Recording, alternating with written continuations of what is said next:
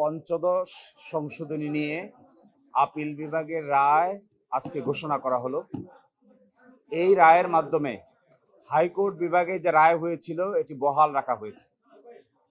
এর অর্থ হলো পঞ্চদশ সংশোধনীর মাধ্যমে হাইকোর্ট ডিভিশনে যে 4টি বিষয়কে অসাংবিধানিক ঘোষণা করেছিলেন, এই 4টি বিষয় অসাংবিধানিক ঘোষিত থাকবে। এছাড়া বাকি যে বিষয়গুলো আছে এগুলো সংসদের উপর ছেড়ে দেওয়া হয়েছে। যে 4টি বিষয় হাইকোর্ট অসাংবিধানিক ঘোষণা করেছিলেন তার মধ্যে 1 নম্বর ছিল আমাদের বর্তমান সংবিধানের অনুচ্ছেদ 7-এর ক এবং 7-এর খ।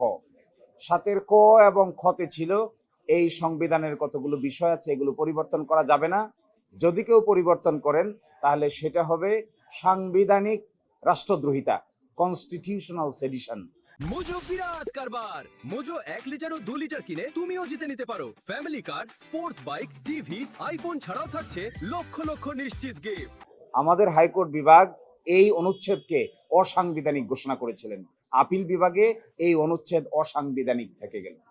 দ্বিতীয়, আমাদের হাইকোর্ট বিভাগ গণভোটের যে বিধান ছিল এই গণভোটের বিধানকে পুনঃপ্রবর্তন করেছিলেন। আপিল বিভাগের এই রায়ের মাধ্যমে গণভোটের বিধান পুনঃপ্রবর্তিত হলো। তৃতীয় হলো বাংলাদেশ সংবিধানের অনুচ্ছেদ 44-এর 2 অনুযায়ী নিম্ন আদালতকে রিটের ক্ষমতা দেওয়া হয়েছিল। হাইকোর্ট বিভাগ এই রিটের ক্ষমতা প্রদানকে অসাংবিধানিক ঘোষণা করেছিলেন।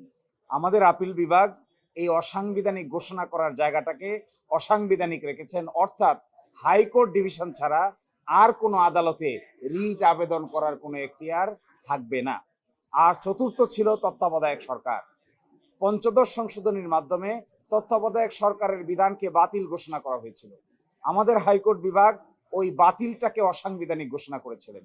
আপিল বিভাগের আজকের রায়ের মাধ্যমে ওই তত্ত্বাবধায়ক সরকার হাইকোর্ট ডিভিশন যে বাতিল করেছেন এই বাতিলটাকে যে বাতিল করেছেন সেই বিষয়টা বহাল থাকবে, অর্থাৎ তত্ত্বাবধায়ক সরকার ব্যবস্থা ফিরে আসতে আর কোনো বাধা থাকলো না।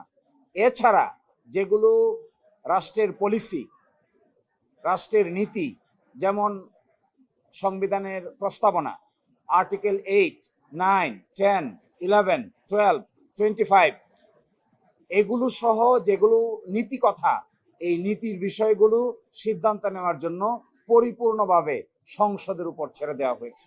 আমরা মনে করি এর মাধ্যমে বাংলাদেশের জাতীয় সংসদের দায়িত্ব অনেকাংশে বেড়ে গিয়েছে। অনেকাংশে জাতীয় সংসদের উপর নির্ভর করবে জুলাই চার্টার থেকে শুরু করে সংবিধান সংশোধন করার ক্ষেত্রে কি কি পদক্ষেপ তারা নেবেন।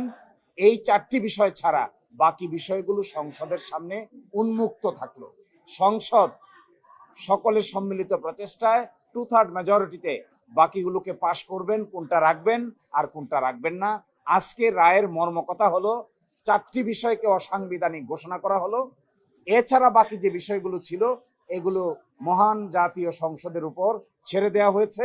মহান জাতীয় সংসদ আমাদের এক্সপেকটেশন হবে পাশ করার ক্ষেত্রে জুলাই চার্টারের বিষয়গুলোকে বিবেচনা করবেন, কারণ জুলাই চার্টারটাও আমরা দেখিয়েছিলাম আপিল বিভাগে। জুলাই চার্টারে বেশ কিছু বিষয়ে ঐকমত্য পোষণ করা হয়েছিল।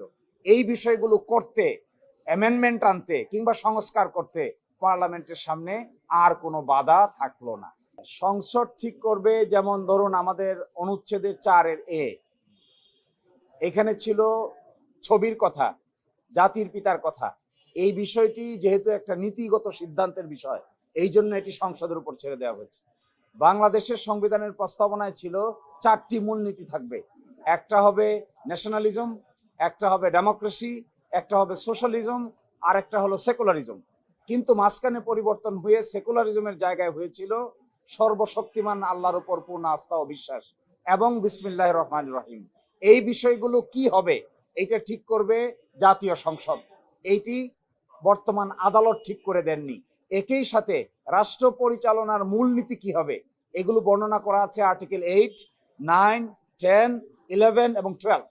এগুলোতে কি বিধান হবে এগুলো নির্ধারণ করবে জাতীয় সংসদ। আর্টিকেল 38 সভা অ্যাসোসিয়েশন করার স্বাধীনতা, right two freedom of association, এটি পরিবর্তন করা হয়েছিল পঞ্চদশ সংশোধনীর মাধ্যমে। এখন এটি কেমন করে হবে এটিও জাতীয় সংসদ ঠিক করবে, এটি ঠিক করবে না আদালত। না না, এখানে আপনি এটা একটা weird, that was an weird constitutional proposition. সংবিধান কোনো পেনাল কোডের নাম না, সংবিধান কোনো দণ্ডবিধি না যে দণ্ডবিধিতে আপনি একজনকে সাজা দিবেন কাকে দিবেন না, এগুলো দণ্ডবিধির কাজ। কেউ যদি অপরাধ করে, অপরাধ ডিটারমিন করবে দণ্ডবিধি, প্রসেস ফলো করবে ফৌজদারি কার্যবিধি। পৃথিবীর কোনো সংবিধানে বলা থাকে না কাকে আপনি শাস্তি দিবেন আর কাকে আপনি শাস্তি দিবেন না। ইট ওয়াজ এ উইয়ার্ড প্রপোজিশন। আমরা যারা সংবিধান পড়েছি, জেনেছি, দুনিয়ার যত সংবিধান জানা লোক আছে, কেউ কোনোদিন এটা সাজেস্ট করবে না যে সংবিধানের ভিতরে কাকে শাস্তি দিবেন আর কাকে শাস্তি দিবেন না এই বিধান আপনি ইনক্লুড করবেন। No, it is not allowed, এটি করা যায় না। সংবিধান পরিবর্তন করতে পারবে না, এটাও একটা উইয়ার্ড প্রপোজিশন। পরিবর্তন করতে পারবে না কেন? আজ থেকে 20 বছর আগে বা দুনিয়ার যে হালত ছিল, আজ থেকে 20 বছর পরে কি দুনিয়ার হালত পরিবর্তন হয় নাই? আজ থেকে 50 বছর পরে আমরা কেউই থাকবো না, নতুন জেনারেশন আসবে, আন্ডারস্ট্যান্ডিং হবে, এডুকেশন হবে।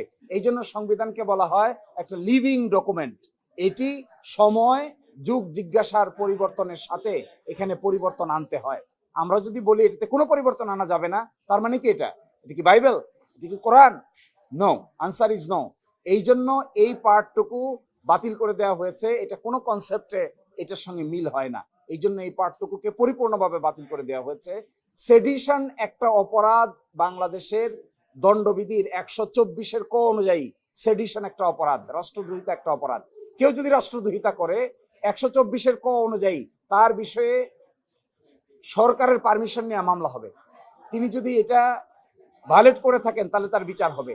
সংবিধান কি করে বিচার করবে?